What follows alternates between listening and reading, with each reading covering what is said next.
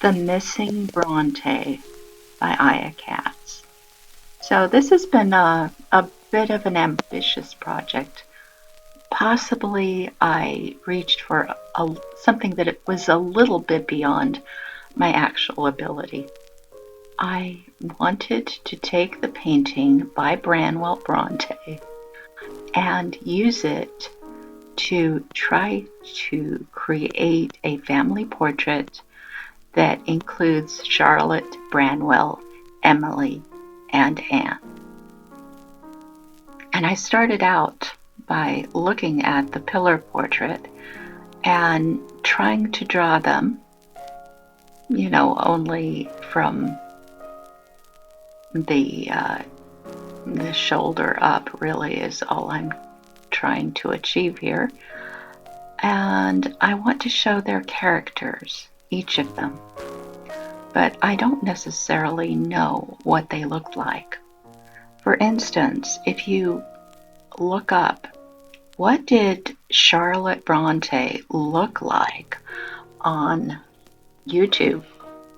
There is one video that is based entirely on a portrait that was commissioned for the biography by Mrs. Gaskell. And honestly, I don't believe that that was what Charlotte looked like. I once had a portrait done of me, and it was very pretty, but it didn't look at all like me. So I believe that Charlotte looked a little bit more like the Charlotte in Branwell's painting, by which I mean she had this sort of bulldog tenacity to her that didn't appear at all in the portrait that was in the Gaskell book. Now, I didn't want to paint Charlotte as ugly or anything like that, but I did want to remain true to the character that Branwell gave her in his painting.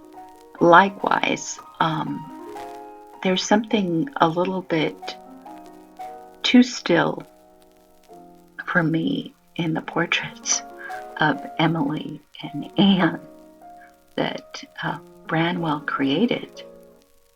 But I can see their spirit, and I wanted to capture that spirit in my painting.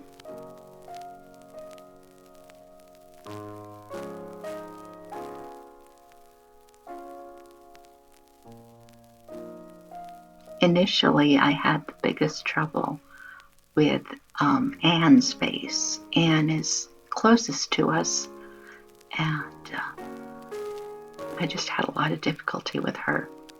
I felt that I knew what Charlotte looked like more than all the others. Maybe because taking a composite of the way that Branwell drew Charlotte and the way that the biography showed her, I decided that she must have looked a little bit like this. She has big eyes, big bulgy eyes, and a small mouth and a determined look. And her face is mostly round. But I think that I made her somewhat softer than Branwell's depiction of her. Now, of course, I have no idea what Branwell actually looked like, except that we have his sketch of himself in profile. Now here I'm working on Emily, and Emily has sort of a distant look. Her eyes are looking inward instead of outward. And of course, there's Anne. I had trouble with the angle for Anne, so we're back to Emily.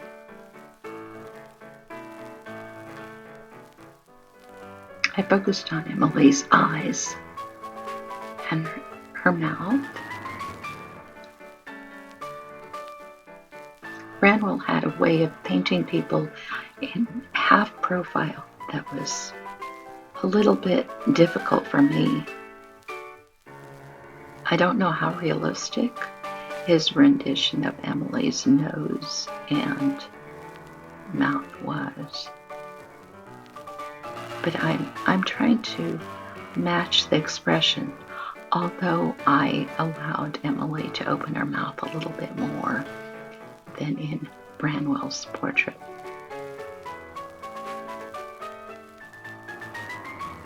So here we're working again on Charlotte.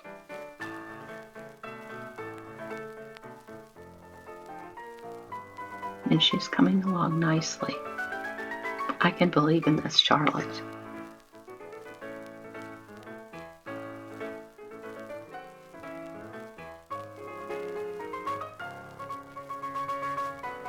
I have to redo Anne completely because that half profile thing was really throwing me off.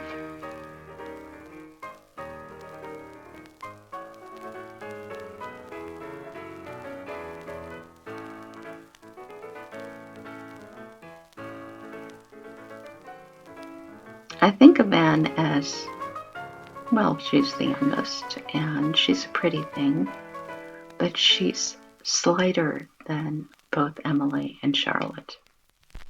And here we're trying to give a cravat to Branwell. And his eyes, I painted his eyes kind of very myopic, but I'm going to later paint over them so that he has spectacles on. Back to Anne. Okay, so we've got a dark undercoat here. And what we're trying to get is the lighthearted little girl.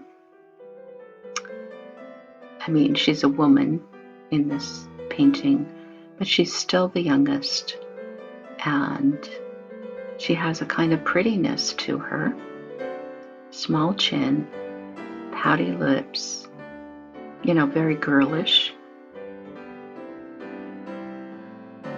And really more normal than both Charlotte and Emily. I think if there was a normal person in that household, somebody who was just kind of average, oh, poor Emily, I got a spot on her, but then we cleaned that up.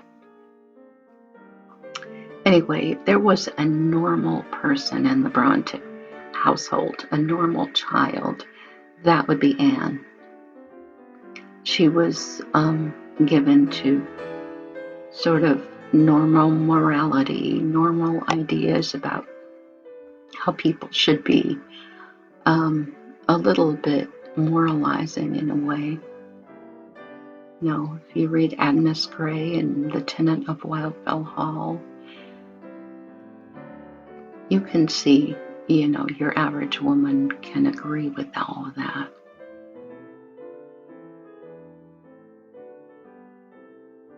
She's not given to wild passions, really. And she's not nearly as ambitious as Charlotte. So Charlotte has those passions, but she tries to keep them in check. I got a lot of red on Emily again, and then it sort of got it off. I probably should have covered Emily's face because I was pretty happy with it. Here come the spectacles for Branwell.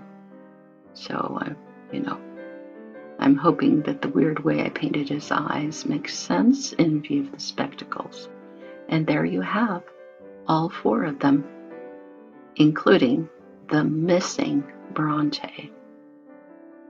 If you like this, please like, subscribe, and press the bell icon for notifications. And we'll see you next week for a new painting.